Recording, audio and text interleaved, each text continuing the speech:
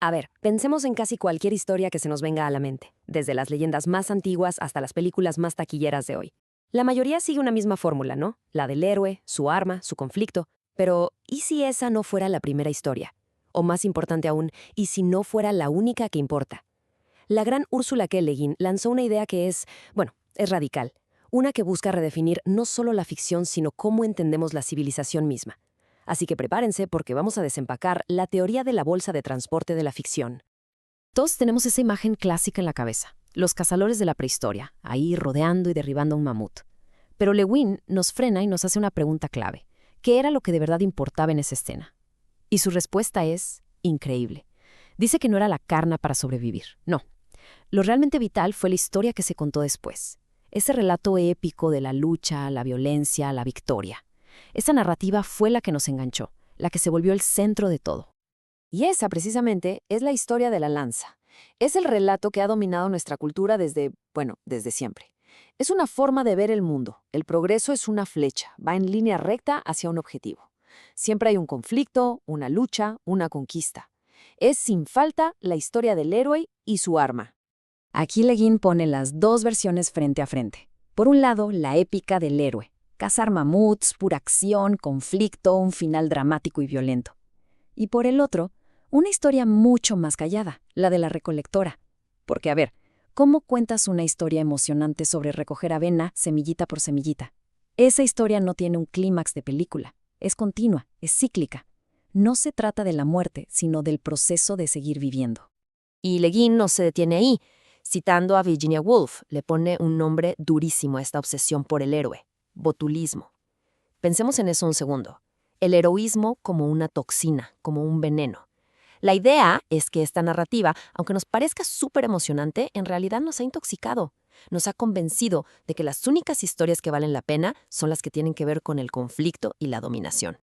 Y para poder desmantelar esta historia tan arraigada, Le Guin se va hasta el origen de todo. Nos pide que reconsideremos una de las ideas más básicas que tenemos sobre nuestra propia evolución. ¿Cuál fue, de verdad, nuestra primera gran invención tecnológica?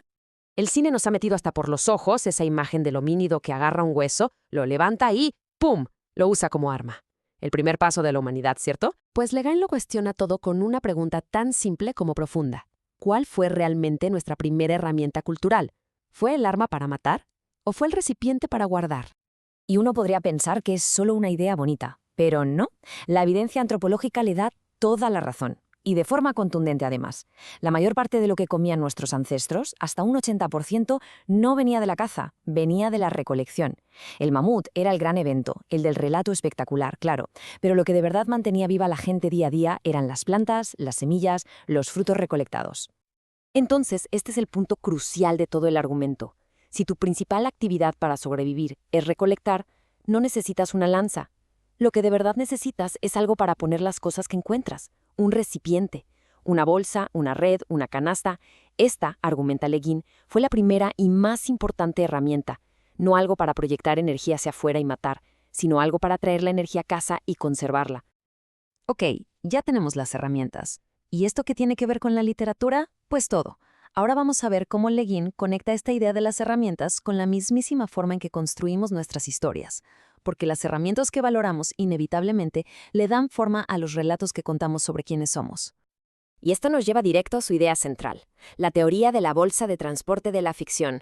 Lo que propone es que la novela, en su forma más natural, no debería ser como una lanza, que solo busca un conflicto para resolverlo. Debería ser como una bolsa, un contenedor de cosas, un lugar para gente, para ideas, para momentos, todos mezclados, coexistiendo en una relación compleja y, sobre todo, viva. Esta línea de tiempo lo resume bastante bien. Las herramientas de recolección, como bolsas y cestos, inspiran relatos sobre la vida. Las herramientas de caza, como lanzas y flechas, inspiran relatos del héroe. ¿Y por qué dominó la historia del héroe? Pues seamos honestos, porque es más ruidosa, más dramática, vende más. Le Guin dice que la novela moderna es justo eso, el campo de batalla donde estas dos formas de contar historias siguen en plena lucha. Ahora sí, vamos a meternos más a fondo en lo que significa pensar en la novela, una de nuestras formas de arte más ricas, no como una lanza afilada, sino como una bolsa de transporte, así, toda llena de cosas. Es que el relato del héroe, según Le Guin, sigue unas reglas casi tiránicas. Primero, la forma debe ser una flecha, directa a un blanco, sin desviaciones. Segundo, el centro de todo siempre tiene que ser el conflicto. Y tercero, y esto es clave, la historia no vale nada, no tiene sentido si el héroe no está ahí, en medio de todo. Lo demás es relleno, es irrelevante, se tira.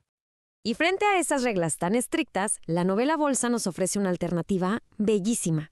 Como dice Le Guin, su valor no está en los héroes, sino en las personas, no en una figura idealizada y perfecta, sino en un contenedor para la vida real, con todas sus contradicciones, sus pequeñas alegrías, sus detalles del día a día. Esta es una de las imágenes más geniales y memorables de Le Guin. El héroe necesita un pedestal, ¿saben? Un escenario, reflectores. Si lo metes en una bolsa junto con la avena, las herramientas, las semillas y los chistes, pierde toda su grandeza.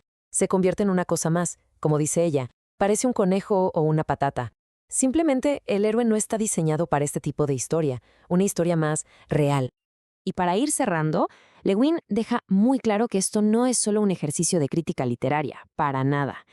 La historia que elegimos contar tiene consecuencias muy reales para nuestro futuro, sobre todo en cómo nos relacionamos con la tecnología y, pues, con el planeta entero. Ella lo aplica a su propio campo, la ciencia ficción, y ve dos caminos posibles. Por un lado está el mito tecnoheroico, la conquista del espacio, la conquista de la muerte, la tecnología como arma definitiva, una historia grandiosa que por lo general termina en tragedia. Y por el otro está la ciencia ficción como una bolsa, una herramienta para describir la realidad, para ayudarnos a entender nuestro verdadero lugar en el universo, que no es el de dueños, sino el de una parte más del todo. Y aquí es donde su ensayo se vuelve, pues, urgente, porque el relato asesino, esa historia de la lanza, de la conquista, nos está llevando a la autodestrucción. Su llamado es muy claro. Tenemos que encontrar y empezar a contar esa otra historia, la historia de la bolsa, la historia de la vida, antes de que sea demasiado tarde para todos. Pero Le Guin nos deja con una imagen final que está llena de esperanza.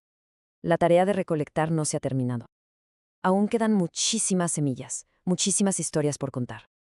El universo es una bolsa lo suficientemente grande para guardarlas todas. La pregunta entonces no es si hay espacio. La pregunta que nos deja flotando es, ¿qué historias vamos a elegir poner dentro?